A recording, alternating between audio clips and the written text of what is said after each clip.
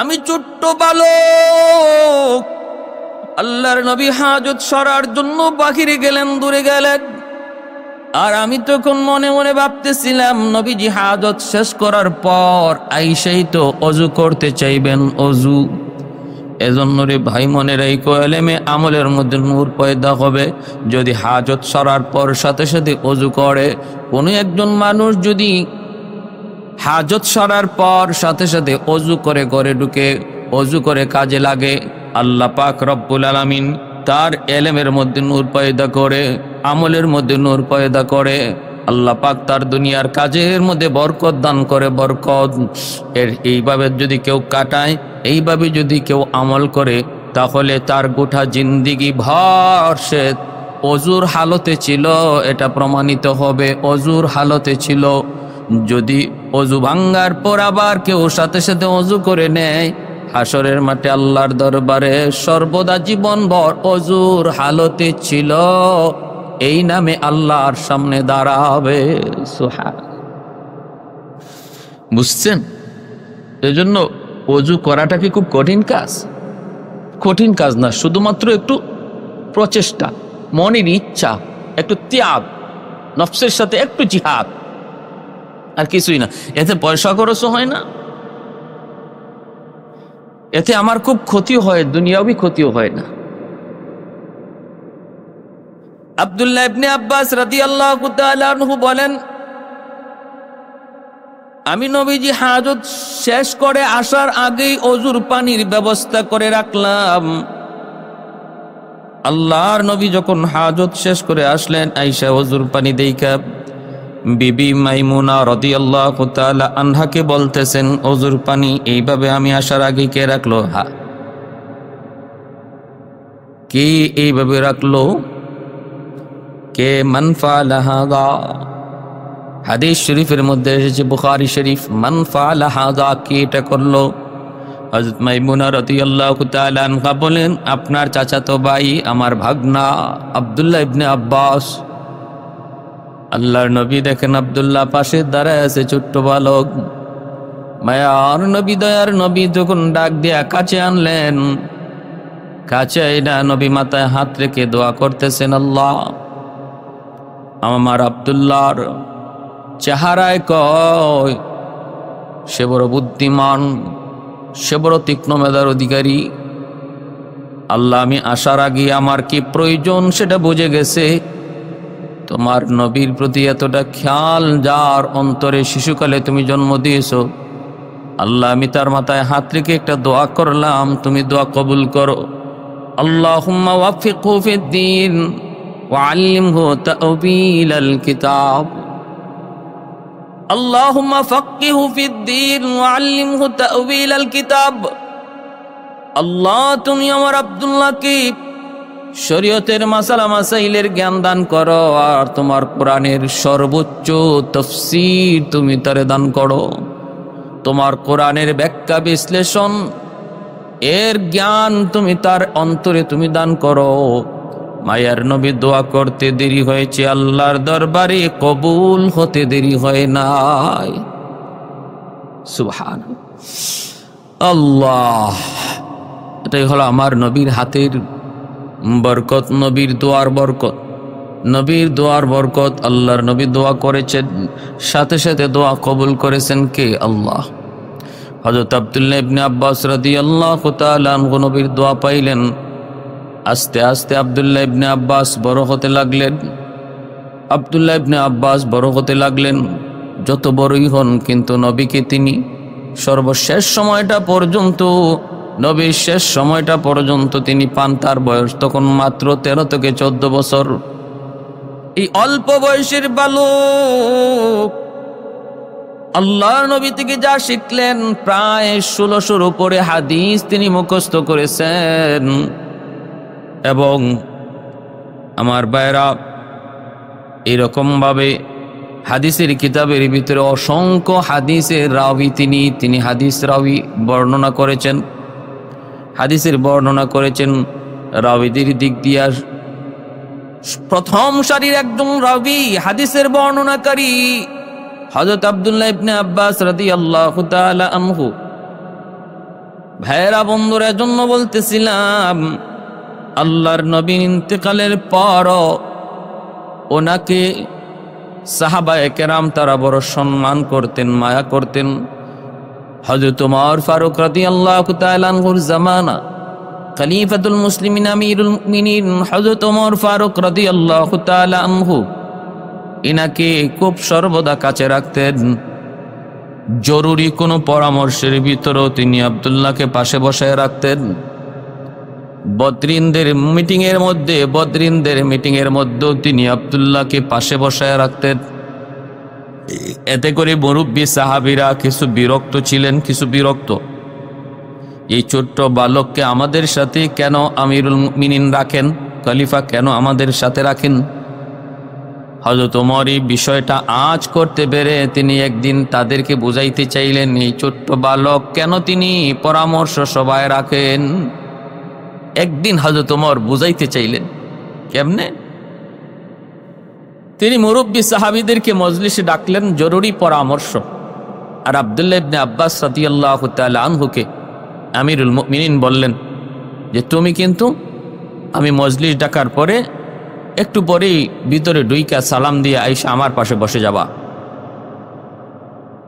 আব্দুল্লাহ ইবনে আব্বাস রাদিয়াল্লাহু তাআলা আনহু তিনি তাই করলেন। এবার মুরব্বীদের অন্তরে তো আগে থেকেই কিছুটা একটু বিরক্তির ভাব। ওই অবস্থা হযরত ওমর ফারুক রাদিয়াল্লাহু তাআলা আনহু তিনি বলতেছেন আমি আপনাদেরকে ডেকেছি একটা কথা জানার জন্য। আপনারা বলুন, এই যে সূরা নসর, ইযা জাআ নাসরুল্লাহি ওয়াল ফাতহ ওয়া রাআইতান নাসা ইয়াদখুলুনা ফি দীনিল্লাহি আফওয়াজা ফাসাব্বিহ বিহামদি রাব্বিকা ওয়াস্তাগফির ইন্নাহু কানা তাওয়াবা। এই সূরার দ্বারা আল্লাহ পাক কি বার্তা দিলেন?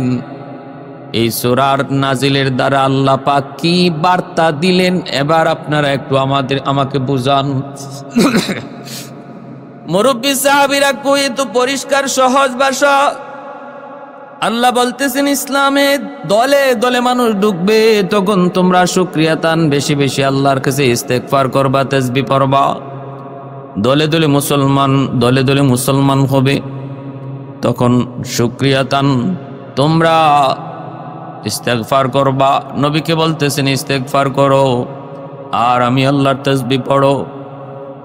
ভাইরা বন্ধুরা, এবার হযরত ওমর ফারুক রাদিয়াল্লাহু তাআলা আনহু একজন করে প্রত্যেকের কাছ থেকে তিনি মত নিলেন। আপনি কি বুঝছেন? কেউ এমন জবাব দিছেন, কেউ কোনো জবাবই দেন নাই, নীরব ছিলেন।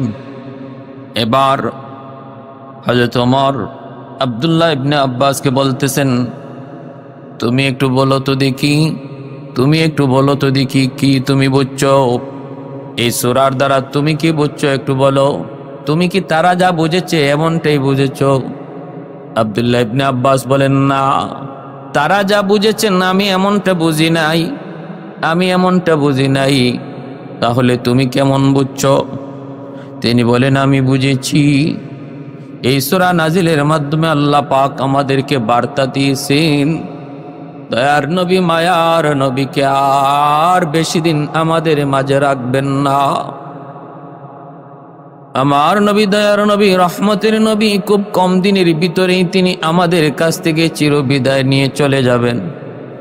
এই ইঙ্গিতটা এই সূরার মধ্যে আমি পাইতেছি। অবাক হয়ে গেলেন সবাই। কয় কি, কেন তুমি এমনটা বুঝলা? রাইসুল মুফাসসিরিন ছোট্ট বালক তিনি বলেন আমি বুঝলাম এই জন্য সমস্ত নবীদেরকে আল্লাহ পাক একটা মিশন দিয়ে তিনি দুনিয়ায় পাঠান। যার যার মিশন শেষ হওয়ার পর আল্লাহ পাক নবীকে উঠায় নিয়ে যান। আমার আপনার নবী রহমতের নবীকে আল্লাহ একটা মিশন নিয়ে দুনিয়াতে পাঠাইছে। নবীর মিশন পুরা হওয়ার বার্তা আল্লাহ পাক এই সূরার মধ্যে দিয়েছে। আমার নবীর দাওয়াতের পরিপূর্ণতার একটা বার্তা আল্লাহ পাক এই সূরার মধ্যে দিয়েছেন।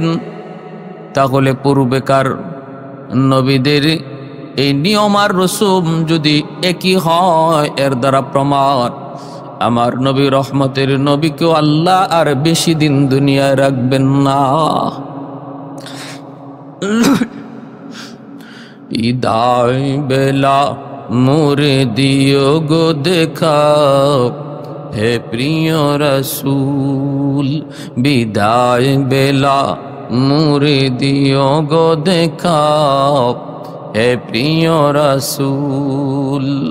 তব দিদারে হব ধন্য তখন আমি, শূন্য দেহ যখন লোটাবে ধোলায়। বিদায় বেলা, বিদায় বেলা মোরে দিও গো দেখা, হে প্রিয় রসূল।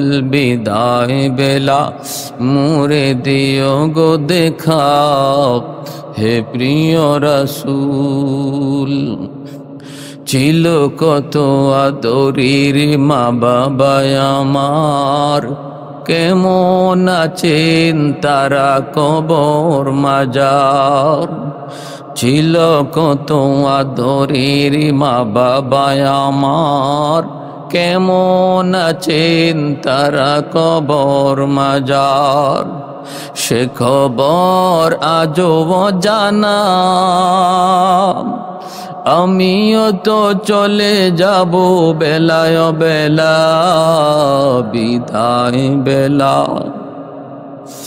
বিদায় বেলা মোরে দিও গো দেখা, হে প্রিয় রসূল। বিদায় বেলা মোরে দিও গো দেখা, হে প্রিয় রসূল। এই যুবক জন্য বলতেছি, একটু খেয়াল করে শোনো। এই রাইসুল মুফাসসিরিন আব্দুল্লাহ ইবনে আব্বাস রাদিয়াল্লাহু তাআলা আনহু, তিনি একটা হাদিস সংগ্রহ করার জন্য এত পরিমাণ কষ্ট করতেন। ইমাম বুখারী রহমাতুল্লাহি আলাইহি লিখছেন, আব্দুল্লাহ ইবনে আব্বাস বহু দূর থেকে দূরান্ত একটা হাদিস সংগ্রহ করার জন্য তার বাড়িতে যে হাজির হতেন। যখনই শুনতেন কারো কাছে আমার মায়ার নবীর একখানা হাদিস রয়েছে, আর দেরি নাই, সাথে সাথে তিনি তার বাড়িতে হাজির। দুপুরবেলা যদি যায় হাজির হয়েছেন, দরজার পাশেই তিনি একটা চাদর বিছায় ঘুমায় পড়তেন, শুয়ে পড়তেন, তবুও দরজায় নক করতেন না, কারণ এই টাইমটা হলো আরামের টাইম। আমি এই টাইমে বিরক্ত করব না, বরং দরজার পাশেই সেই মাটিতে একটা চাদর বিছায় শুয়ে পড়তেন, একটু বিশ্রাম নিতেন। ভাইরা বন্ধুরা, দরজা খোলার পর লোক যখন দেখতেন, হায় হায় আমার নবী চাচাতো ভাই আব্দুল্লাহ ইবনে আব্বাস, এত দূর দূরান্ত থেকে আপনি কেন আসলেন, আর আমারে কেন ইবা ডাক দিলেন না, এত কষ্ট করে এখানে শুয়ে রইলেন? আব্দুল্লাহ বলেন, মা, এলেম তালাশ করতে হয়, এলেম অন্বেষণ করে আনতে হয়, তার কাছে এলেম যায় না, এলেমের কাছে যাইতে হয়। এলেম কারো কাছে নিজের ইচ্ছায় চলে যায় না। এলেমের সম্মানে, আমার নবীর হাদিসের সম্মানে আমি আপনার কাছে এসেছি, এটা আপনি মনে কিছু নিবেন না। এই ছিল তার তাওয়াজু, এই ছিল তার বিনয়। বেজন্য আল্লাহ পাক এত বড় মাকাম, এত বড় মর্যাদা দিয়েছেন।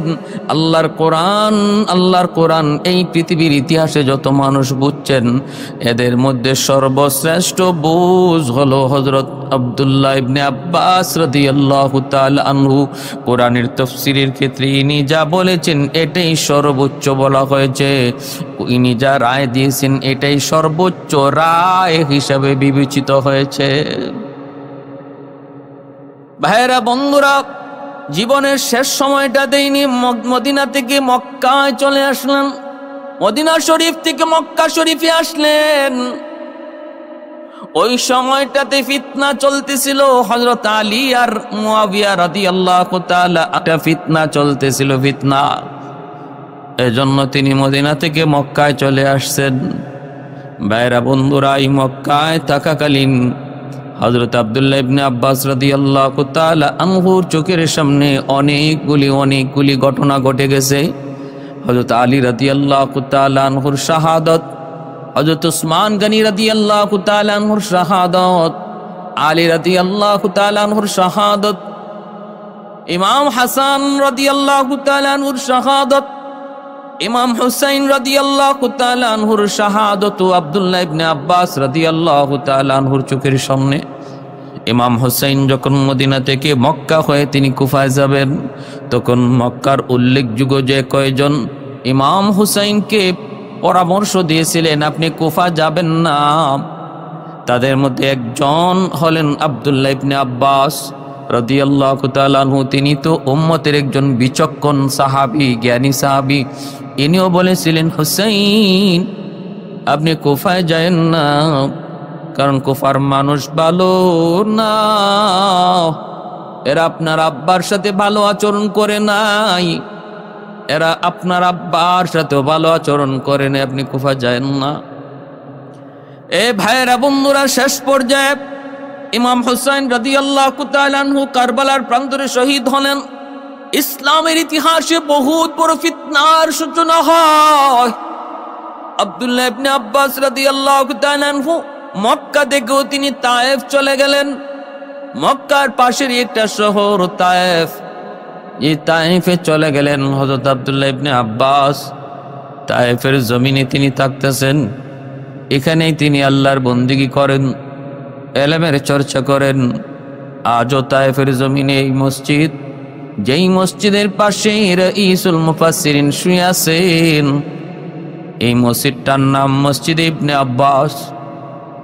ভাইরা, আপনাদের দোয়ায় আমার মতো আল্লাহর এক গোলাম ওই তায়েফের জমিনে আব্দুল্লাহ ইবনে আব্বাস রাদিয়াল্লাহু তাআলা আনহুর মসজিদে নামাজ পড়ার সৌভাগ্য আল্লাহ আমাকে দান করেছেন, এবং রাইসুল মুফাসসিরিন আব্দুল্লাহ ইবনে আব্বাস রাদিয়াল্লাহু তাআলা আনহুর কবরখানা জিয়ারত করার তৌফিক আল্লাহ দান করেছেন। এখন ওই মসজিদ শুধু মসজিদ নয়, এক বিশাল মাদ্রাসা। সর্বসময়ে দিনের শিক্ষা চলছে, কোরআনের ব্যাখ্যা বিশ্লেষণ চলছে, কারণ তিনি তো ছিলেন আল্লাহর কোরআনের সর্বাধিক কোরআন বুঝনেওয়ালা, সর্বাধিক জ্ঞানী। ইন্তেকালের সময় কি অলৌকিক ঘটনাটা ঘটলো এবার একটু শোনেন। ইন্তেকাল হয়ে গেছে, রাইসুল মুফাসসিরিন আব্দুল্লাহ ইবনে আব্বাস রাদিয়াল্লাহু তাআলা আনহুর ইন্তেকাল হয়ে গেছে। এইবার ওনার জানাজার নামাজ পড়ানোর পর কবরের পাশে কবরে নিয়ে যাওয়ার জন্য খাটিয়া যখন বহন করে নিয়ে যাওয়া হচ্ছে, খাটিয়া বহন করে নিয়ে যাওয়া হচ্ছে, ওই অবস্থায় মানুষজন দেখে খাটিয়ার মধ্যে ওনার যে দেহ মুবারক, ওই দেহের উপরে অচেনা অচিন এক সাদা পাখি ওনার দেহে এসে বসলো। মানুষজন অবাক হয়ে গেল, অবাক। এমন পাখি কেউ কোনোদিন দেখে নাই, সাদা রঙের অচিন পাখি। আব্দুল্লাহ ইবনে আব্বাস রাদিয়াল্লাহু তাআলা আনহুর দেহ মুবারকে বসলো। দেখতে দেখতে মানুষ দেখতেছি, সেটা সিনার মধ্যে আইসা পাখিটা দাঁড়ায় রইল।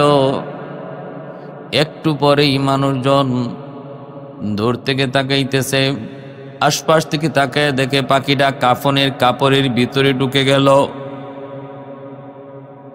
আওয়াজ দিয়ে বলতেছে, রে তোমরা তাড়াতাড়ি খাটিয়া নামাও, এই পাখিটা কোত্থেকে আসলো, এই পাখিটা কোত্থেকে আসলো, আর পাখিটা এখন কোথায় গেল? আরেকজন বলে আমি দেখেছি কাফনের কাপড়ের ভিতরে পাখিটা ঢুকে গেছে। তাড়াতাড়ি করে খাটিয়া নামানো হলো। এইবার তালাশ শুরু হয়েছে, কাফনের কাপড় খোলা হলো। কইলা যখন তালাশ করা হয়, পাখি তো আর পাওয়া যায় না, পাখি আর পাওয়া যায় না। কাফনের কাপড় তালাশ করা হয়, পাখি আর পাওয়া গেল না। সবাই দেখলো অচেনা অচিন সাদা পাখি কাফনের ভিতরে ঢুকলো, কিন্তু তালাশ করে আর পাখি পাওয়া যায় না। ভাইরা বন্ধুরা, এবার তারা আবার বলতেছে না আর দেরি করা যাবে না, চলো তাড়াতাড়ি কবরে চলো। কারণ নেককার যখন মারা যায়, আল্লাহর ওলি যখন ইন্তেকাল হয়, তখন তাড়াতাড়ি করে তার কবরে রাখো। কারণ কবর তার জন্য সর্বদা ডাকতেছে, আমার বন্ধুরে আমার কাছে পাঠাও, আমার বন্ধুরে আমার কাছে পাঠাও। গুনাহগারের জন্য দেরি করা ঠিক না। জমিন বলে নাফরমানরে তাড়াতাড়ি তাড়াতাড়ি কবরে দাও, কবরে দাও। আব্দুল্লাহ ইবনে আব্বাস নেককার, আল্লাহর প্রিয় বান্দা, আল্লাহর প্রিয় নবীর সাহাবী, দেরি করা যাবে না, তাড়াতাড়ি করে চলো, কারণ নেককার বান্দার জন্য কবরখানা আল্লাহ কবর রাখে না, কবরটাকে আল্লাহ পাক জান্নাতের টুকরা বানায়া দেয়। আল কবরু রাউযাতুম মিন রিয়াজিল জান্নাহ আও হুফরাতুম মিন হুফারিন নার। এরা বন্ধুরা, এইভাবেই কবরের পাশে নিয়ে রাখা হলো। যেই মাত্র কবরের পাশে রাখা হলো, সাথে সাথে তখন তারা শুনতেছেন ওই কাফনের ভিতরে ঢুকা পাখিটা তখন একটা কোরআনের আয়াত তেলাওয়াত করতেছে। এবং এই তেলাওয়াতের আওয়াজ শুধু কাফনের ভিতর থেকে নয়, কবরের চতুর্দিকের মাটির দেয়াল থেকেও কোরআনের আয়াত ভাসতেছে। ইয়া আইয়াতুহান নাফসুল মুতমাইন্নাহ ইরজিই ইলা রাব্বিকি রাদিয়াতাম মারদিয়াহ ফাদখুলি ফি ইবাদি ওয়াদখুলি জান্নাতি। ইয়া আইয়াতুহান নাফসুল মুতমাইন্না, ও পবিত্র আত্মা, ইয়া আইয়াতুহান নাফসুল মুতমাইন্না ইরজিই ইলা রাব্বিকি রাদিয়াতাম মারদিয়া, আসো তুমি তোমার রবের দিকে, যিনি তোমার উপর সন্তুষ্ট, আর অচিরেই তুমিও সন্তুষ্ট হয়ে যাবে। ফাদখুলি ফি ইবাদি, এবার তুমি তার বান্দাদের সাথে কবরে অল্প সময় কিছু অবস্থান করো, তার প্রিয় বান্দাদের সাথে এখানে কিছুদিন অবস্থান করো। ওয়াদখুলি জান্নাতি, আবার অল্প দিনের ভিতরেই তুমি কিয়ামতের পর আসলি জান্নাতে প্রবেশ করবে।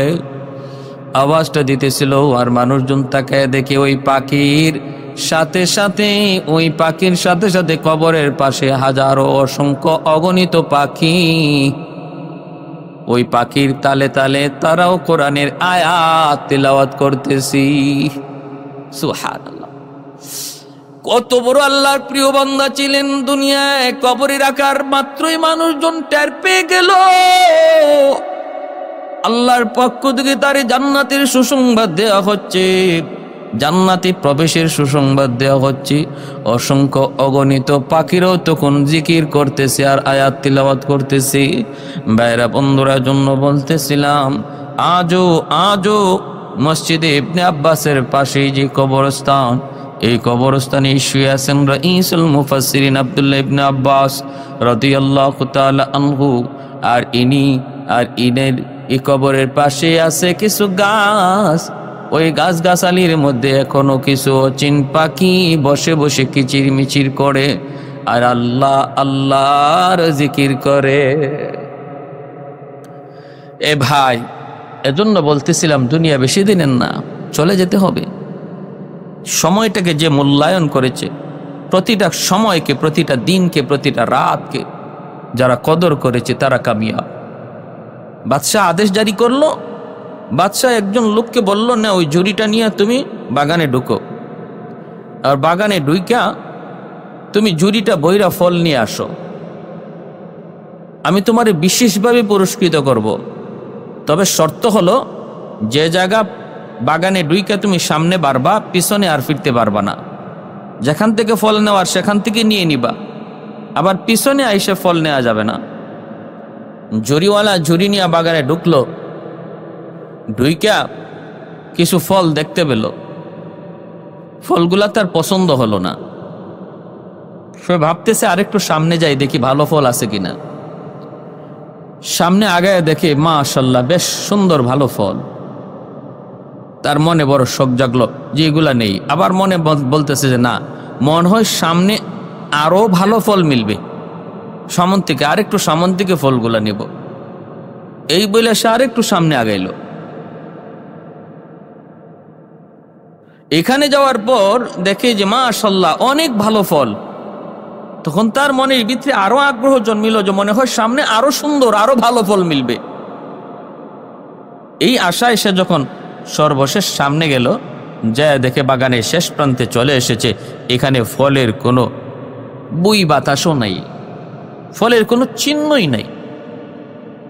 এখন কি করবে? পিছনে যাওয়া তো নিষেধ, পিছন থেকে ফল করানো নিষেধ। ওই জুরিওয়ালা তখন মাথায় থাবড়াইতেছে আর বলতেছে, হায় আফসুস, হায় আফসুস, আমি এটা কি করলাম?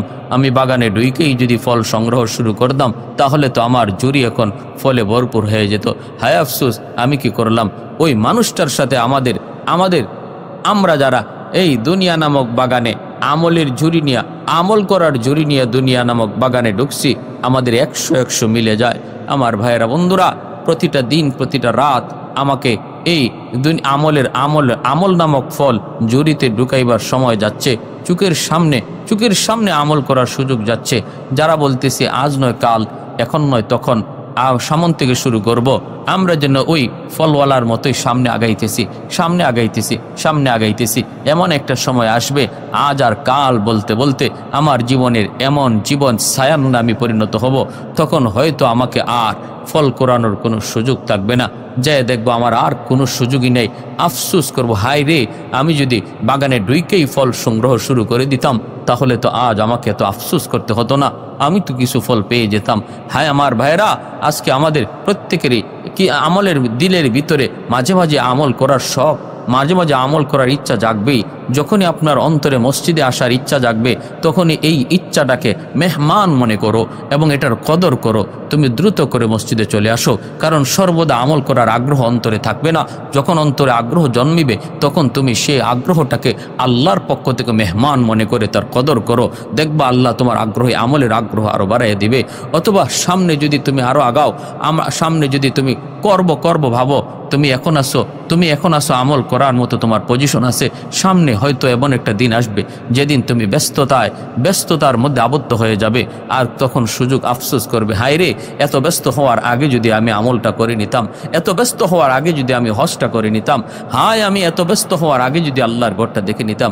অথবা তোমার জীবনে এমন একটা অবস্থা হবে তুমি অসুস্থ হয়ে যাবে, তখন আফসোস করবে, হায় আমি সুস্থতার সময় যদি আল্লাহর হুকুমটা মেনে নিতাম, আমি যদি হজটা করে নিতাম। অথবা তোমার জীবনের মৌত নামক চিরসত্য বিধান তোমার সামনে হাজির হয়ে যাবে, মালাকুল মৌত, তখন আর আফসোস করার কোনো সুযোগ থাকবে না। এজন্য আমার ভাইয়ের, আসুন নবীর সাহাবায়ে কেরামের মতো নিজের জীবনটারে গড়ি, প্রতিটা সময়কে প্রতিটা টাইমকে আমরা গনিমতার নিয়ামত মনে করি। আমার মা বোনেরা, ঘরে বসে বসে আল্লাহর পাওয়া যায়, আল্লাহর প্রিয় হওয়া যায়। মা বোনদের জন্য তো আল্লাহর ওলি হওয়া খুব সহজ, তাদের আমল কম, কিন্তু ওলি হওয়ার পথ খুব সংক্ষিপ্ত, আল্লাহর ওলি হওয়ার রাস্তা তাদের কম। এজন্য আমার মা বোনদেরকেও বলবো, নিজেকে পর্দার ভিতরে রাখি, কোরআন তেলাওয়াত বেশি বেশি করি, আল্লাহর কোরআনের সাথে সম্পর্ক তৈরি করি। ওয়া আখিরু দাওয়ানা আনিল হামদুলিল্লাহি রাব্বিল আলামিন। আমার ভাইয়েরা, বন্ধুরা, যুবক, হযরত আব্দুল্লাহ বিন হুযাফা রাদিয়াল্লাহু তাআলা আনহু, আব্দুল্লাহ বিন হুযাফা রাদিয়াল্লাহু তাআলা আনহু ভাইরে একজন পূর্ণ যুবক, খলিফাতুল মুসলিমিন আমিরুল মুমিনিন হযরত ওমর ফারুক রাদিয়াল্লাহু তাআলা আনহুর জামানা রোম সাম্রাজ্যের পাহারাদারি করার জন্য, আরব আর রোমের সীমান্ত পাহারাদারির জন্য তিনি 17 জন যুবক দিয়ে তিনি পাঠাইলেন। আর এই 17 জনের আমির বানাইলেন আব্দুল্লাহ বিন হুযাফা। 25 বছরের একজন তরতাজা যুবক আব্দুল্লাহ বিন হুযাফা রাদিয়াল্লাহু তাআলা আনহু, তিনি হলেন তাদের আমির। 17 জন সঙ্গী সাথে নিয়ে তিনি সীমান্ত পাহারাদারি করেন। এই অবস্থায় রোম সম্রাট খবর পেয়ে গেল এবং তাদেরকে বন্দী করে রোম সাম্রাজ্যে হাজির করলো। রোমের সম্রাট বলতেছে, আমি শুনেছি পাহাড় টলতে পারে কিন্তু ইমানদারের ইমান টলে না। মুসলমান জীবন দেয় কিন্তু কখনো ইমান দেয় না, শুনেছি আমি। তাহলে তোমরা আমার সামনে তাদেরকে হাজির করো, আমি দেখব তাদের ইমান কত মজবুত। তাদের ঈমান কত মজবুত আমি একটু দেখব। 17 জনকে হাজির করা হইল। রোম সম্রাট ডাক দেয়া বলতেছে, তোমাদের মধ্যে আমির কে? আব্দুল্লাহ বিন হুযাফা বলতেছেন, আমি হলাম আমির। কয় ঠিক আছে, তাহলে তুমি আমার পাশে আসো। আব্দুল্লাহ বিন হুযাফা রাদিয়াল্লাহু তাআলা আনহুকে রোম সম্রাট ওনার পাশে নিয়ে বসাইল। সঙ্গে সাথীরা তার রাজ দরবারের লোকগুলো অবাক হয়ে গেল। বাদশার মাথা নষ্ট হয়েছে নাকি? হায়, একটা মুসলিম যুবককে পাশে নিয়ে বসাইছে, এত জানতেন কোনো কথা নয়। কিন্তু বাদশার তো একটা উদ্দেশ্য আছে, একটা টার্গেট, একটা ষড়যন্ত্র। সে দেখতে চায় মুসলমানের ঈমান কিভাবে ক্রয় করা যায়, ঈমান কিভাবে কেনা যায়, আর মুসলমানে কি করে ঈমান বেচে। বাদশাহ ডাক দেয়া কয়, রে যুবক, ও আব্দুল্লাহ, আমি তোমার কাছে জানতে চাই, আমি তোমাকে কদ্দুর সম্মান করেছি তুমি দেখছো। আমি বাদশার সামনে কেউ বসে না, আমার পাশের চেয়ারে বসার যোগ্যতা সবার নাই, আমি তোমাকে আমার পাশে এনেছি। ও যুবক, তোমাকে একটু আমি জিজ্ঞেস করব, একটু প্রস্তাব দিব। যদ্দূর ভালোবাসছি এর চেয়ে আরো অনেক বেশি ভালোবাসবো, যদ্দূর মায়া করছি এর চেয়ে আরো অনেক বেশি মায়া করব, যদ্দূর সম্মান তোমাকে করেছি এর চেয়ে আরো অধিক সম্মান তোমাকে করব। বিনিময়ে তোমাকে কি করা লাগবে জানোনি? একটা কাম শুধু করতে হবে, তুমি মুহাম্মদের ধর্ম ত্যাগ কইরা আমার ধর্ম, খ্রিস্টান ধর্ম যদি গ্রহণ করো, তাহলে উপস্থিত তোমাকে প্রথম পুরস্কার দিব। জানো কি সেটা কি? সর্বপ্রথম পুরস্কার হলো আমার রোম সাম্রাজ্যের অর্ধেক সাম্রাজ্য তোমাকে দিয়ে দেব। আর দিব কোন দিন জানোনি? আমার অপরূপা এক সুন্দরী মেয়ে, আমার অপরূপা সুন্দরী মেয়ে, এই রোমের ভিতরে আমার মেয়ের মতো সুন্দর কেউ নাই। এই সুন্দরী মেয়েটাকে তোমার সাথে আমি বিয়ে দেব, আর ওই দিন আমি তোমাকে সাম্রাজ্য অর্ধেক দিয়ে দিব, লিখিত করে দিয়ে দিব। আর আমার মৃত্যুর পর বাকি অর্ধেকটারও তুমি মালিক হয়ে যাবা। তোমার সঙ্গী সাথী যারা আছে তাদেরকেও আমি মুক্তি দিয়ে দিব, তোমাকেও তো মুক্তি দেবই। শুধু তা নয়, মেয়ের জামাই বানাইয়া রোম সাম্রাজ্যের মালিক বানাইয়া দেব। বিনিময়ে শুধু একবার তোমাকে বলতে হবে, আমি মুহাম্মদের ধর্ম ত্যাগ করলাম। নাউজুবিল্লাহ। আমরা হইলে কি কইতাম, রে সুযোগ যায় রে। আরে ইসলাম প্রতিষ্ঠা করি কর্মনে, আগে ক্ষমতা লই, ক্ষমতা লওয়ার পরে ইসলাম দেখমুনে কেমনে ইসলাম মানে না। এমন কত সুন্দর ব্যাখ্যা দিয়া হয়তো প্রস্তাব মাইনে নিতাম। কি সুন্দরী অফার, সুন্দরীর অফার, রাজত্বের অফার, যেটা দুনিয়ার মানুষের সবচেয়ে বড় চাহিদা। আমার একটা সুন্দরী বউ হোক, আর আমার সম্পদ হোক, ঢাকা শহরে 10টা 20টা গাড়ি হোক, বাড়ি হোক। কিন্তু আব্দুল্লাহ ইবনে হুযাফা রাদিয়াল্লাহু তাআলা আনহু কি বললেন? তিনি বলতেছেন, আরে রোমের কুকুর, লাউ আতাইতানি মা তামলিকু ওয়া জামিআ মা মালাকাতুল আরাবু আলা আন আরজিআ আন দীনি মুহাম্মাদিন সাল্লাল্লাহু আলাইহি ওয়াসাল্লাম তারফাত আইন মা ফাআলতু। তিনি বলতেছেন, তুমি শুধু রোমের অর্ধেক রাজত্বের কথা বলেছ না? আরে রোমের শুধু অর্ধেক রাজত্ব নয়, গোটা আরব জাহানের বাদশা যদি আমাকে তুমি বানায় দাও, আর বিনিময়ে শুধু বলো এক মুহূর্ত আমি নবী মুহাম্মদুর রাসূলুল্লাহর ধর্ম ত্যাগ করতাম, তরফাতাইন, এক পলকের জন্য শুধু আমি মুহাম্মদুর রাসূলুল্লাহর ধর্ম ছাড়বো, এই যদি হয় তোমার কথা, তাহলে তুমি জেনে রাখো গোটা আরব জাহানের বাদশাহ যদি তুমি বানায় দাও, মা ফালতু, আমি কখনো এটা করব না। আমার আরব জাহানের বাদশাহ হওয়ার প্রয়োজন নাই, এমনকি গোটা দুনিয়ার বাদশাহ হওয়ার কোনো প্রয়োজন নাই। গোটা দুনিয়ারও আমার কাছে এক পয়সার মূল্য নাই ইমানের সামনে। আমার ইমানের সামনে গোটা দুনিয়ার বাদশাহের কোনো মূল্য আমার কাছে নাই।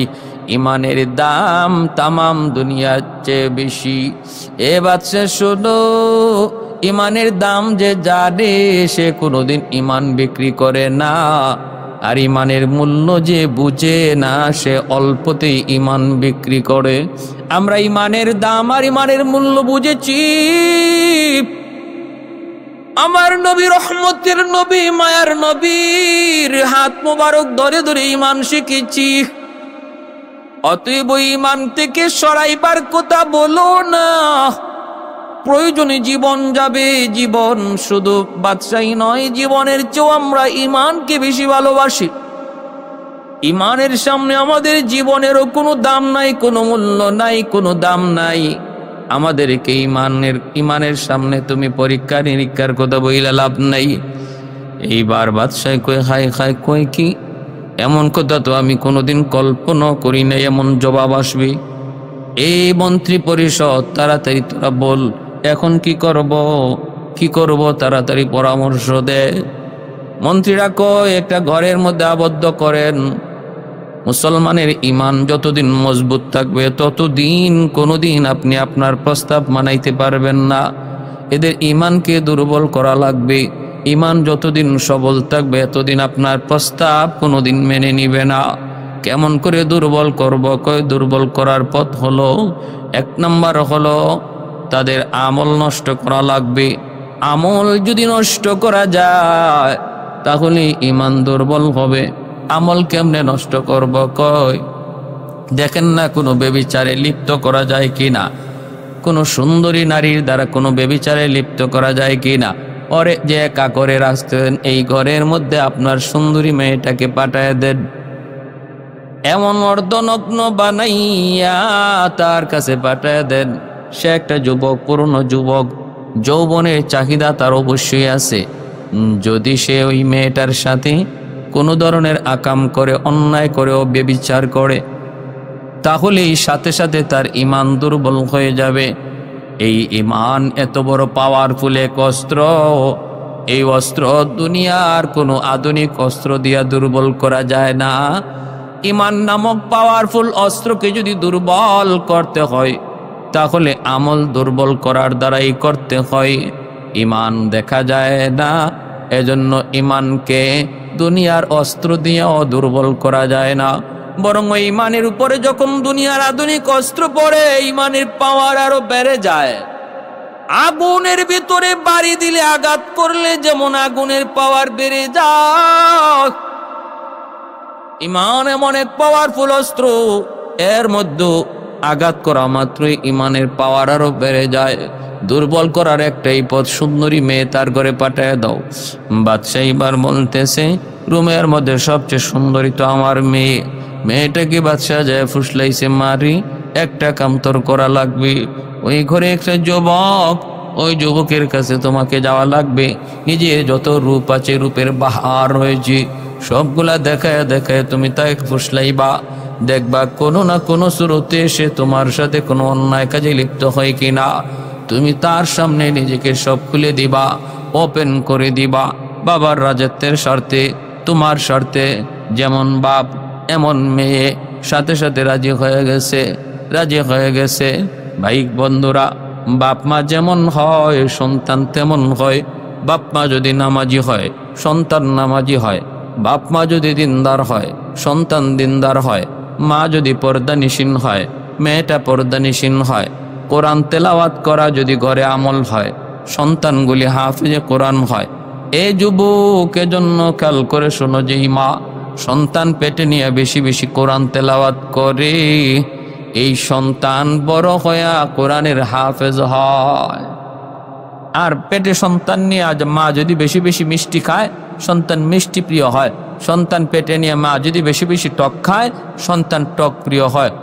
সন্তান পেটে নিয়ে মা যদি বেশি বেশি ঘুমায়, সন্তান অলস হয়। সন্তান পেটে নিয়ে মা যদি বেপরদায় বেশি চলে, সন্তান কি হয়? ব্রেন ঢিলা হয়, গাধা হয়, গাধা। যেই মা পেটে সন্তান নিয়ে বেপরদায় যায়, এই সন্তান গাধা হয়, তীক্ষ্ণ ব্রেন পায় না, মেধাবী হয় না। যেমন বাপ এমন মেয়ে। প্রস্তাব দিছে, মেয়ে রাজি হয়ে গেছে। আব্দুল্লাহ বিন হুযাফা রাদিয়াল্লাহু তাআলা আনহু এই ঘরের মধ্যে আছেন। রোমের বাদশা তার সুন্দরী মেয়েটাকে অর্ধনগ্ন কইরা ঘরে পাঠায় দিল। মেয়েটা ঢুইকে দেখে আব্দুল্লাহ বিন হুযাফা তিনি নামাজ পড়তেছেন। নামাজের ভিতরে আল্লাহর বলি কোন, নামাজের মধ্যে তাদের কিন্তু দুনিয়ার কোনো খেয়াল থাকে না। কে পাশে আসলো কে পার দেয়া গেল সেটাও আল্লাহর ওলিরা খেয়াল করে না, বুঝে না। কারণ ওই মুহূর্তে দরবারে এলাহির সামনে তারা এমনভাবে নত থাকে, এমনভাবে আল্লাহর কুদরতি কদমের দিকে নজর থাকে। কে তার পাশে আসলো কে তারে কি বলল খবরও নাই। এজন্যই তো হযরত আলী রাদিয়াল্লাহু তাআলা আনহু বলেছিলেন, আমার পায়ের তীর যদি তোমাদের খুলতে হয় এমনি হবে না গো, আমি নামাজে দাঁড়াই তারপরে তোমরা তীরটা খুইলো। যেই তীর ধরা যায় না, ছোঁয়া যায় না, চিৎকার দিয়ে উঠেন এত ব্যথা। সেই তীর আলী রাদিয়াল্লাহু তাআলা আনহু নামাজে দাঁড়ানোর পর টেনে ছিঁড়ে বের করা হলো। নামাজ শেষ হওয়ার পরে নি বলতেছেন, তোমরা কি তীর খুলে ফেলেছ? সাহাবীরা কয়, ওগো নবীর সাহাবী, তীর আপনার পায়ে আর নাই, আমরা টেনে ছিঁড়ে খুলে ফেলেছি, কোনো খবর নাই, কোনো খবর নাই। এজন্যই ভাইরা বন্ধুরা, আব্দুল্লাহ বিন হুযাফা রাদিয়াল্লাহু তাআলা আনহু তিনিও তো এমন নামাজে দাঁড়াইছেন। সুন্দরী মেয়ে আসলো নাকি কে আসলো? বাদশার মেয়ে আসলো না প্রজার মেয়ে আসলো? অর্ধনগ্ন হয়ে আসলো না নগ্ন হয়ে আসলো? কোনো খবর নাই। মেয়েটা ডান দিকে যায় বাম দিকে যায়, না না কোনো খবর নাই, খবর নাই। এইবার মেয়েটা ভাবতেছে, বুঝছি তুমি তো সালাম ফিরাইবা, বাম দিকে যখন সালাম ফিরাইবা আমাকে অবশ্যই দেখবা। একদম বাম কাদের সাথে ঘেঁষে মেয়েটা বসে রইল। তখনকার সময়ের বিশ্ব সুন্দরী, বিশ্ব সুন্দরী ওই সময়ের বিশ্ব সুন্দরী নবীর সাহাবীর কাঁধে কাঁধ মিলায় বসে আছে। সালাম ফিরায়নি যখন বুঝছেন অবস্থা বেশি ভালো না, বেগতিক, সাথে সাথে আব্দুল্লাহ বিন হুযাফা আবার তিনি নামাজে দাঁড়ায় গেলেন, নামাজে দাঁড়ায় গেলেন। এইবার রোমের বাদশার মেয়ে মনে মনে কয়, ঘটনা কি? এ কি মানুষ নাকি পাথর? আমি বুঝলাম না। আমার মতো এমন সুন্দরী মেয়ে রাস্তা দিয়া হাইটা গেলে পরে যুবকের মাথা নষ্ট হয়ে যায়। আমাকে পাওয়ার জন্য কত পাগল, কত যুবক, কত পাগল। আর এই যুবক আমার দিকে একবারও তাকায় না, একবারও আমার দিকে তাকাইলো না। মনে হয় মানুষ না পাথর, নতুবা কোনো ফেরেশতা। ভাইরা বন্ধুরা, তিনি যখন আমার নামাজে দাঁড়ায় গেলেন, অনেকক্ষণ এদিক সেদিক ঘোরাফেরা করার পর মেয়েটা চলে এসেছে। বাদশাকে বলতেছে, বাদশা যাব না বাবা, আমাকে তুমি আবার আর পাঠাইবার চেষ্টা করবা না। তুমি আমারে কার কাছে পাঠাইছো গো? সে তো কোনো মানুষ নয়, সে কোনো ফেরেশতা নতুবা পাথর। আবার যদি আমাকে তুমি পাঠানোর চেষ্টা করো জোর জবরদস্তি করে, তাহলে বাবা শুনে রাখো, আমিও ওই যুবকের ধর্ম গ্রহণ করে নিব। কারণ সে সাধারণ কোনো মানুষ নয়, যুবক নয়। তার মতো এত আদর্শবান যুবক এই জমিনে আমার নজরে পড়ে নাই। বাদশা ডাক দিছে মন্ত্রী পরিষদ, তাড়াতাড়ি করে পরামর্শ দাও। এই মিশন তো ব্যর্থ হলো, এখন কি করি? বর্তমান সময়েও ইসলামের দুশমনরা মুসলমানদের শক্তি নষ্ট করার জন্য, ইমানি শক্তি নষ্ট করার জন্য যে অস্ত্রগুলা তারা সবচেয়ে বেশি ব্যবহার করতেছে, এর মধ্যে ওই ইহুদিরা বের করেছে মুসলমানের দৌলতে ইমান, ইমানের পাওয়ার নষ্ট করার জন্য দুইটা অস্ত্র তারা মাঠে নামাইছে। এক হলো সুন্দরী নারী, আর এক হলো কচকচে টাকা। মুসলমানের ভিতর থেকে কিছু নামদারি মুসলমানকে টাকার বিনিময়ে ইহুদিরা কিনতেছে, টাকার বিনিময়ে কিছু মুসলমানের ইমান কিনতেছে, আর কিছু মুসলমানের ইমান নষ্ট করতেছে। কিনতে না পেরে নষ্ট করতেছে সুন্দরী নারীর মাধ্যমে। আজকে সুন্দরী নারীদের ছবি, সুন্দরী নারীদের 6 লাভ মুসলমানের ঘরে ঘরে হাতে হাতে পৌঁছায় দিচ্ছে। এটা ইহুদিদের বহুত বড় ষড়যন্ত্র, আজকের নয়, সেটা বহুকাল পুরাতন। তারা ভালো করে জানে মুসলমানের ইমান নামক পাওয়ারফুল অস্ত্র দুর্বল করতে হলে তার আমল নষ্ট করার দ্বারা করতে হবে। আর সে আমল নষ্ট করার একটা প্রধান হাতিয়ার হলো সুন্দরী নারী। এই জন্য নারীকে ওপেন করে দাও, নারী সমাজকে মুসলিম যুবকদের সাথে ওপেন করে দাও, অটোমেটিক তার ইমানের স্পিরিট কমে যাবে, ইমানের পাওয়ার কমে যাবে। আল্লাহ আমাদেরকে ইহুদিদের এই ষড়যন্ত্র থেকে হেফাজত করুন। দ্বিতীয় পর্যায়ে মন্ত্রী পরিষদ বলতেছে, আমাদের কাছে আরেকটা পরামর্শ হলো, ওরে না খাওয়ায়া রাখেন, উপবাস রাখেন, উপবাস, দেখি কতদিন না খেয়ে থাকতে পারে। একটা পর্যায়ে যখন যায় অবস্থা হবে, তখন আমরা তার সামনে হারাম খাবার পেশ করব। মুসলমানের ইমান নষ্ট করার, ইমানের পাওয়ার ধ্বংস করার আরেকটা প্রধান হাতিয়ার হলো হারাম খাবার, হারাম উপার্জন, হারাম কামাই, হারাম ব্যবসা। এটা হলো মুসলমানের ইমান নষ্ট করার আরেকটা উল্লেখযোগ্য হাতিয়ার। এজন্য মন্ত্রীরা পরামর্শ দিল যে দ্বিতীয় পর্যায়ে আমরা তাকে উপবাস রাখবো, আর যখন পেটে প্রচণ্ড ক্ষুধা আসবে তখন তার সামনে হারাম খানা পেশ করব। বন্দি করে রাখা হলো, খানা নাই, পানি নাই।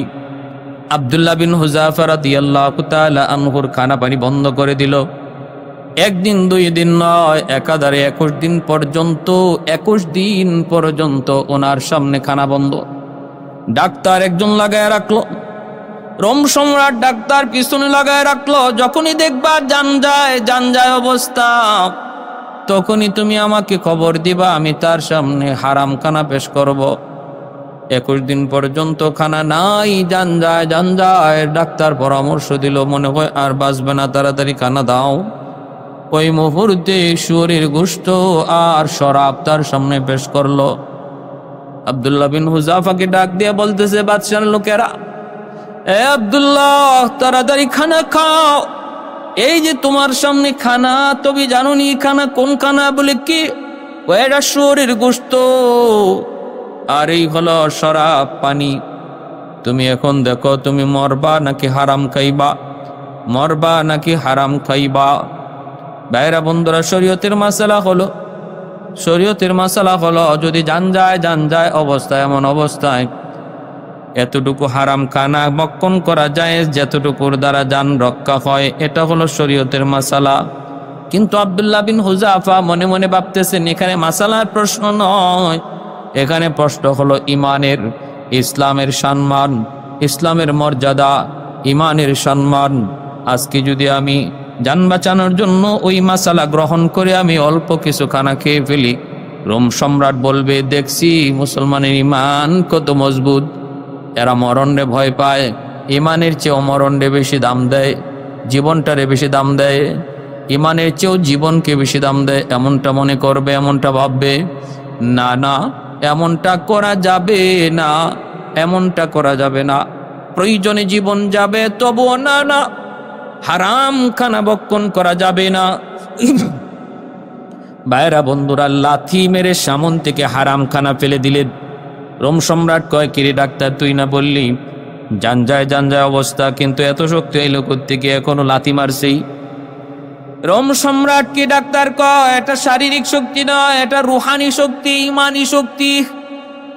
এ ভাই, মনে রাখো, আল্লাহর জন্য যদি তোমাকে কখনো উপবাস থাকতে হয়, আল্লাহ রুহানি খাবার খাওয়ায় রাখে, রুহানি খাবার আল্লাহ খাওয়ায় রাখে। জিসমানি খাবার যখন বন্ধ হয় আল্লাহর জন্য, আল্লাহ তখন তার বান্দাকে রুহানি খাবার খাওয়ায় জিন্দারকে আরো শক্তিশালী বানায় রাখে। এজন্যই তো হযরত ঈসা আলাইহিস সালাম তিনি একদিন নদীর কিনারা দিয়ে হাঁটতেছেন, আর দেখেন নদীর উপরে একটা গাছ, পার থেকে একটা গাছের ডাল নদীর উপরে, নদীর পানির উপরে যায় চলে গেছে, আর ওই ডালটার উপরে একটা পাখি বসে বসে আল্লাহ আল্লাহ জিকির করতেছে। ঈসা আলাইহিস সালাম বললেন, কি রে পাখি, তোর কি খানা নাই? তুই আজকে এখানে কতদিন যাবত এইভাবে জিকির করতেছ? পাখিটা বলতেছে, আমি আজকে একদিন দুই দিন নয়, 1 মাস 2 মাস নয়, 1 বছর 2 বছর নয়, বছরের পর বছর ওই জায়গায় দাঁড়ায় আমার মাওলার জিকির করি। কয়, তাহলে তোর খানা পিনার ব্যবস্থা কেমনে? কয়, আল্লাহ করে। আল্লাহ, আমার জিসমানি খানা বাদ গেছে, আমার রুহানি খানার ব্যবস্থা আমার আল্লাহ করে। এই হযরত ঈসা আলাইহিস সালাম তখন বলতেছে, রে পাখি, একটু বল না, তোর এই মুহূর্তে তোর মনের চাহিদা কি? কয়, আমার একটু পানি পান করার ইচ্ছা, আমি এই মুহূর্তে একটু পানির তৃষ্ণা লাগছে, ঈসা আলাইহিস সালাম বলতেছেন, তোর পায়ের নিচেই তো নদীর পানির স্রোত, ঠোঁটটা একটু নিচে দিলেই তো তুমি পানি পান করতে পারো। পাখি জবাব দিয়া বলতেছো, গো আল্লাহর পয়গম্বর, আমার মনের তামান্না হলো, আমার মনের ইচ্ছা হলো, আমার জীবনের শেষ সময়টাও যেন আল্লাহর জিকিরের হালতে হয়। আমার ভয় হয় আমি যদি পানি পান করতে যাই টুট নামাইয়া, আর ওই মুহূর্তে যদি আমার জান কবজ হয়ে যায়, তাহলে তো জিকিরের হালতে হলো না। এজন্য আমি টুট নিচে নামাই না, আমার আল্লাহ আমাকে খানা পানির ব্যবস্থা করে। मैं तालिब मौला हो मेरे इश्क़ निराला, मैं तालिब मौला हो मेरे इश्क़ निराला, है जुमला जहाँ जिनके तजल्ली से उजाला, है जुमला जहाँ जिनके तजल्ली से उजाला, मैं दरूद जहाँ गैर खुदा यार नदारिम, जुज़ियात खुदा ही चिदिगुर कार नदारिम, जुज़ियात खुदा ही चिदिगुर कार नदारिम। এ যুবক, এবার একটু খেয়াল করে শোনো। বাদশাহ কয়, মন্ত্রী পরিষদ রে, এবার তোরা কি করব? মন্ত্রীরা কয়, বড় বড় ড্যাগ, বড় বড় ড্যাগ, ড্যাগের মধ্যে তেল গরম করো, চোখের সামনে ওর সাথীদেরকে আগুনে পোড়ায় মারবো, এরপরে দেখবো তার ইমান কদ্দুর মজবুত থাকি। ভাইরা বন্ধুরা, এর আগে শুলিতে চড়ানোর চেষ্টা করলো, শুলিতে চড়ানোর চেষ্টা করলো। যখন শুলিতে চড়ানোর চেষ্টা করে আব্দুল্লাহ বিন হুযাফা শুলিতে উঠতেছে হাইসা হাইসা। রোম সম্রাট কয়, কি রে তুই হাসস কেন? কয়, হাসতেছি এই জন্য, আমার যে একটা জীবন, আল্লাহ যদি আমাকে আরো জীবন দিত, আমি আল্লাহর রাস্তায় আরো জীবন দিতাম। আর আমার মৃত্যুর সাথে সাথে তুমি যে আমার জন্য জান্নাতে যাওয়ার পথটা সহজ করে দিছ, আমার জান্নাতে যাওয়াটা খুব তুমি তাড়াতাড়ি কাছাকাছি আইনা দিছো। প্রতিটা মুমিন জান্নাতের প্রত্যাশী, কখন আমরা জান্নাতে যাব, জান্নাত আমাদের বাড়ি, আমি আমার বাড়িতে কখন যাব, এই হলো আমার টার্গেট, এই হলো আমার নিশানা। তুমি যে আমার বাড়িতে খুব আগে আগে আমারে পৌঁছায় দিতেছো, এজন্য আমি হাসতেছি। রোম সম্রাট কয়ে, রে রাগ, দরকার নেই রে, ফাঁসি দেওয়া দরকার নাই, যে মরণের সময় হাসে তারে দরকার নাই, এইভাবে মারার প্রয়োজন নাই। আমি তো মূলত মারা উদ্দেশ্য না, দেখতে চাই তাদের ইমান কত মজবুত। এইবার কয়, বড় বড় ডেক, বড় বড় ডেকের মধ্যে তেল গরম করো। তেল গরম করতেছে, টকবক টকবক করতেছে, টকবক টকবক করতেছে তেল। ওই অবস্থায় আব্দুল্লাহ বিন হুযাফা সঙ্গী সাথে 17 জনকে হাজির করলো বাদশাহ। হাজির করে একজনকে চোখের সামনে এই টকবগে ফুটন্ত তেলের মধ্যে ফাঁসাইরা দিল। সাথে সাথে ইনি ভাজা হয়ে গেছেন, আল্লাহর রাস্তায় শহীদ হয়ে গেছেন। বলুন তো, শহীদ যারা হয় তারা মুর্দানা জিন্দা? আল্লাহ নিজে বলছেন তারা জিন্দা। যে আল্লাহর রাস্তায় শহীদ হয় তার কোনোদিন মরণ হয় না। ওয়ালা তাকুলু লিমান ইউকতালু ফি সাবিলিল্লাহি আমওয়াত বাল আহইয়াউন ওয়ালাকিন লা তাশউরুন। যারা আল্লাহর রাস্তায় শহীদ হয় তাদের কোনো মৌত নাই। আব্দুল্লাহ বিন হুযাফা তার সাথীর এই শহীদ হওয়ার দৃশ্যটা দেখে চোখ দিয়া পানি চলে আসছে, কাঁদতেছেন। এইবার বাদশাহ কই, বুঝছি এখন দিলটা নরম হইছে, এখন বুঝি দিলটা নরম হইছে। এরে আব্দুল্লাহ, কাঁদবি না, আমি তোমারে মারবো না। এ আব্দুল্লাহ, এখনো সময় আছে, তুমি আমার প্রস্তাবে রাজি হয়ে যাও। আমার প্রস্তাব এখনো তোমার জন্য আগের মতোই। মেয়েটারে বিয়ে দেব, অর্ধেক রাজত্বের মালিক তোমারে বানায় দেব, সঙ্গী সাথীদেরকে মুক্তি দিয়ে দিব। এ আব্দুল্লাহ, এখনো আমার প্রস্তাবটা তোমার জন্য আছে, বলো। দিল নরম হয়েছে বুঝি, তুমি ভয় পাইছো বুঝি? আব্দুল্লাহ বিন হুযাফা কয়, রে রুমের কুকুর, কি বলো?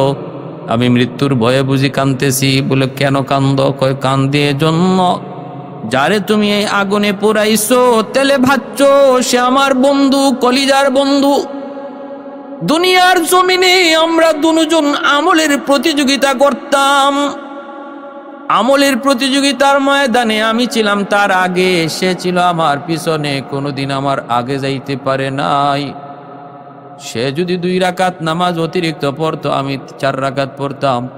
সে যদি কোরআন তেলাওয়াত 10 পারা পড়তো, আমি 12 পারা তেলাওয়াত করতাম। সে যদি রোজা রাখতো, নফল রোজা, আমি তার চেয়ে দ্বিগুণ রাখতাম। সে যদি আল্লাহর রাস্তায় 10 টাকা দান করতো, আমি 20 টাকা দান করতাম।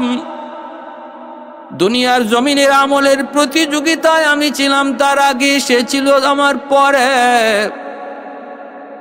কিন্তু আজকে জান্নাতে যাওয়ার প্রতিযোগিতায় তুমি আমার আগে তারে শহীদ কইরা, জান্নাতে যাওয়ার প্রতিযোগিতায় আমার আগে তুমি তারে জান্নাতে দিয়া দিছ, আর আমি তার পিছনে পড়ে গেছি, এজন্য কাঁদতেছি। সুবহানাল্লাহ। यार जिगर नूर नजर अब तो कहाँ है, यार जिगर नूर नजर अब तो कहाँ है, दीवाना तेरा हो गया मैं मेरी खबर लो, दीवाना तेरा हो गया मैं मेरी खबर लो। ऐ दोस्तों अगर जाकर नबी जाबा तो बख्शो, আজাচে আজি দোস্ত বগুয়া বাতু বকশম, আজাচে আজি দোস্ত বগুয়া বাতু বকশম। ऐ सल्ली अला नूर खुदा आपका फैजान, ऐ सल्ली अला नूर खुदा आपका फैजान, जो मिसले हजरता वो खवारिश करेगी ना, सदक़े में तेरी होगी या गो रखबरे उम्मत, जो कुफर की जुल्मत से तायक आबद कमीना। ভাইরা বন্ধুরা, জন্য বলতেছিলাম, আব্দুল্লাহ বিন হুযাফার এই অবস্থা দেখার পর বাদশা বলতেছে, না রে, মানুষ নয় রে, সাধারণ কোন মানুষ, মুসলমান নয়। বিশেষ করে এই যুবকের কথা আমি ভাবতেই পারি না। না না, এইভাবে তারে হত্যা করা যাবে না, করলে হয়তো বা আমার কোনো ক্ষতি হয়ে যেতে পারে। আল্লাহ ওই বাচ্চার অন্তরের ভিতরে ভয় ঢুকায় দিছেন, ভয়, এমন ভয় ঢুকে গেছে, কয় না না, মানুষ না, হয়তো কোনো ফেরেশতা, হয়তো কোনো জিন, আমার মনে হয় কোনো ক্ষতি হয়ে যাবে, নতুবা কেউ জীবনের মায়া এমন ভাবে কুরবানি দেয় আমার নজরে পড়ে না। ভাইরা বন্ধু, এবার বাদশাহ কয়, ও আব্দুল্লাহ, সঙ্গী সাথী সব নিয়ে তুমি চলে যাও, মুক্ত করে দিলাম, কিন্তু একটা শর্ত আছে, আমার ইজ্জতটা বাঁচায় যাও, আমাকে তুমি আমার হাতে একটা চুমু দাও। আব্দুল্লাহ বিন হুযাফা কয়, না না, মুসলমান বাপমার হাত আর উস্তাদের হাত ব্যতীত কারো হাতে চুমা দেয় না। কয়, না, তাহলে আমি তোমার কেমনে ছাড়বো, আমার কপালে একটা চুমা দাও। আব্দুল্লাহ বিন হুযাফা কয়, যদি কপালে চুমা দেই তাহলে তুমি কি করবা? কয়, তোমাকে সহ তোমার সঙ্গী সাথীদেরকে মুক্তি দিয়ে দিব। কয়, যদি এমনই কয় তাহলে আমার যেভাবে মন চায় সেভাবে আমি কপালে চুমা দিব। কয়, যেভাবে তোমার মন চায় সেভাবেই তুমি চুমা দাও। এই বইলা আব্দুল্লাহ বিন হুযাফা তিনি তার এই রুমালটাকে বাদশার কপালের মধ্যে ধরলেন, দইরা তিনি কপালে চুমা দিলেন। বাদশা মনে করছে তার কপালে চুমু, আর সাহাবে ভাবছেন আমি তোর কপালে চুমা দেই নাই, আমি আমার রুমালে চুমা দিয়েছি। এরপরে মুক্ত করে দিল। এই খবর হযরত ওমর ফারুক রাদিয়াল্লাহু তাআলা আনহু মদিনাতুল মুনাওয়ারা থেকে পাইলেন। তিনি সঙ্গী সাথী সাহাবায়ে কেরামদেরকে নিয়ে মদিনা থেকে বের হয়ে আসলেন, আর আব্দুল্লাহ বিন হুযাফাকে সুস্বাগতম জানালেন। হযরত ওমর বললেন, আব্দুল্লাহ, আজকে ইসলামের সম্মান, ইসলামের বিজয়, ইসলামের ইজ্জত আর ইমানের দৃঢ়তার মজবুতি রোম সম্রাটের সামনে তুমি যেভাবে প্রকাশ করেছো, যেভাবে তুলে ধরেছ, এই খাতিরে তোমাকে ইজ্জত করার জন্য, তোমাকে সম্মান করার জন্য আমি ওমর খলিফা মদিনা থেকে বের হয়ে আসলাম। আসো, তোমার কপালে একটা চুমা দিই। হযরত ওমর আব্দুল্লাহ বিন হুযাফা রাদিয়াল্লাহু তাআলা কপালেও একটা চুমা দিলেন। আমার ভাইরা, এই হলো নবীর সাহাবায়ে কেরামের ইমানের দৃঢ়তা আর মজবুতি।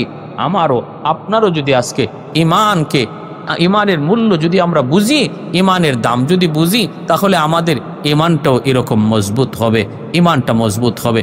মনে রাখতে হবে, ইমানদারের কাছে দুনিয়ার সব কিছুর চেয়ে ইমান বড়, সব কিছুর চেয়ে ইমান বড়, এমনকি নিজের জানের চেয়েও ইমান বড়। জীবন একদিন চলে যাবে, জীবন একদিন সবাইকেই দিতে হবে, মৌত একদিন সবারই আসবে। কিন্তু মরার পরে ঈমান যদি না থাকে তাহলে আমাকে জাহান্নামে যেতে হবে। আর ঈমান যদি সাথে থাকে, আমি যেদিনই মারা যাই না কেন, যেদিনই আমি শহীদ হই না কেন, যেই সময়টাতে আল্লাহর ডাকে সাড়া দেই না কেন, আমার স্থায়ী ঠিকানা জান্নাত হবে আমার বাসস্থান। আমার ভাইয়েরা, ঈমানের দাবি হলো আমল যার যত সুন্দর হবে তার ঈমান তত মজবুত হবে, আমল যার যত খারাপ হবে তার ঈমান তত দুর্বল হবে। এটা মুসলমান তুমি বুঝো না, কিন্তু ইহুদিরা ঠিকই বুঝে, খ্রিস্টানরা ঠিকই বুঝে, দুশ্মনরা ঠিকই বুঝে। এজন্য আমাদের এই মহাশক্তি ঈমানকে দুর্বল করার জন্য ওরা আমাদের আমলের ঘাটতির খাতগুলা তৈরি করতেছে। আমাদের মুসলমানদের আমল নষ্ট করার যত ক্ষেত্র রয়েছে সব ক্ষেত্র অপন করে দিতেছে। এই ষড়যন্ত্র থেকে আল্লাহ আমাদেরকে হেফাজত করুন, আমরা তাদের এই ষড়যন্ত্রের জাল থেকে যেন মুক্ত হতে পারি, সেই তৌফিক আমরা আল্লাহর কাছে চাইয়া আজকের মতো এই কথাগুলি এখানে শেষ করলাম। ওয়া আখির দাওয়ানা আনিল হামদুলিল্লাহি রাব্বিল আলামিন।